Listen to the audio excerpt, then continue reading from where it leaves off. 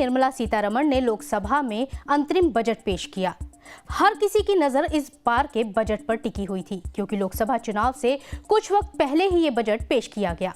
इस बजट में महिलाओं, युवाओं और किसानों से जुड़ी वेलफेयर स्कीम के लिए फंड जारी किया गया है। वित्त मंत्री ने 57 मिनट में देश का पूरा वित्तीय लेखा जोखा जनता के सामने रखा। आपको बजट से जुड़ी वो बड़ी बातें बताते हैं जो आपसे सरोकार रखती हैं। नमस्ते, मैं हूं सुनैना सिंह, आप देख रहे हैं न्यूज नेशन। वित्त मंत्री निर्मला सीतारमण ने लोकसभा में छठी बार देश का बजट पेश किया।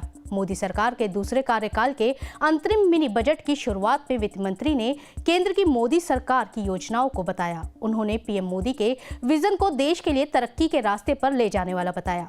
वित्त मंत्री ने कहा कि नई सरकार बनने के बाद पूर्ण बजट पेश किया जाएगा। बजट पेश करते हुए वित्त मंत्री ने बताया कि इनकम टैक्स के स्लैब में कोई बड़ा बदलाव नहीं किया गया है। स्टार्टअप के लिए टैक्स छूट 1 साल के लिए बढ़ा दी गई है। राज्यों को ब्याज मुक्त कर्ज योजना जारी रहेगी। बजट में रक्षा खर्च 11.1% बढ़ाया गया है। आशा बहनों को भी आयुष्मान योजना का लाभ मिलेगा। हर महीने 300 यूनिट बिजली फ्री दी जाएगी। अगले 5 साल में 2 करोड़ घर बनाए जाएंगे। लक्षद्वीप के इंफ्रास्ट्रक्चर को बढ़ावा मिलेगा।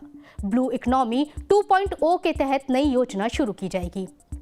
इसके साथ ही रेलवे और दूसरे सेक्टर में प्रोजेक्ट को लेकर सरकार ने अपना विजन रखा। बजट में 3 नए रेल कॉरिडोर बनाए जाने की बात कही गई है। 40,000 सामान्य रेल कोच वंदे भारत जैसे कोच में बदलेंगे। इसके साथ ही सरकार इंफ्रास्ट्रक्चर पर 11% से ज्यादा खर्च करेगी। ये देश की जीडीपी का 3.4% होगा। इसके साथ ही लखपति दीदी योजना को विस्तार दिया जाएगा।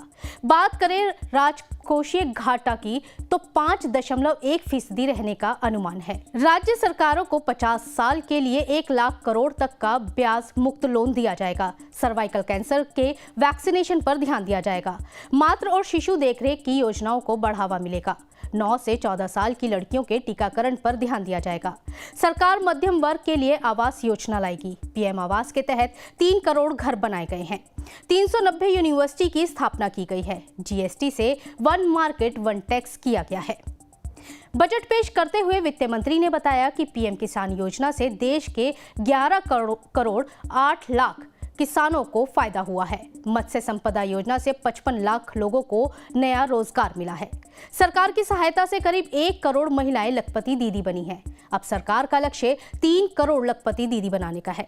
दूसरे देशों से व्यापार पर बोलते हुए वित्त मंत्री ने कहा कि Bharat middle east Europe economic corridor के जरिए एक परिवर्तनकारी पहल की गई है। डिफेंस के लिए 6,02 करोड़ का बजट रखा गया है। 4 करोड़ किसानों को पीएम फसल बीमा योजना का लाभ दिया जा रहा है। 78 लाख स्ट्रीट वेंडर को मदद दी गई है। मनरेगा के लिए 60,000 करोड़ से 86,000 करोड़ का बजट किया गया है। स्किल इंडिया मिशन में 1.4 करोड़ युवाओं को ट्रेंड किया गया है। 3,000 नए ITI बनाए गए हैं। इसके साथ ही वित्त मंत्री ने बताया कि पीएम किसान योजना से अब तक 11 करोड़ 8 लाख लोगों को आर्थिक मदद मिली है और 25 करोड़ लोगों की गरीबी दूर हुई है। 2014 से 2023 के दौरान देश में $596 अरब FDI आया है। आपको हमारी ये खबर कैसी लगी, हमें कमेंट सेक्शन में जरूर बताइएगा। देश और दुनिया की तमाम खबरों को जानने के लिए बने रहें न्यूज नेशन के साथ। नमस्ते।